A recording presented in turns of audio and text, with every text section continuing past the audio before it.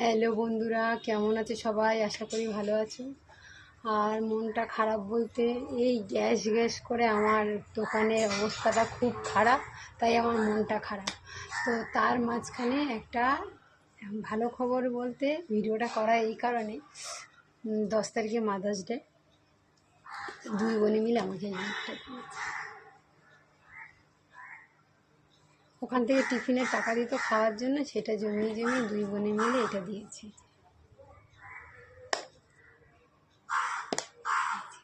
পড়ে আছি, কালকের আমাকে পরিয়ে দিয়েছে। তো প্লিজ কমেন্ট করে বলো কেমন হয়েছে, এটা কেমন আর কেমন লাগছে সেটা বলো।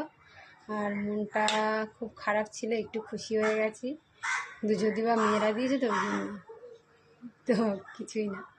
তো প্লিজ কমেন্ট করে বলো কেমন এটা হয়েছে।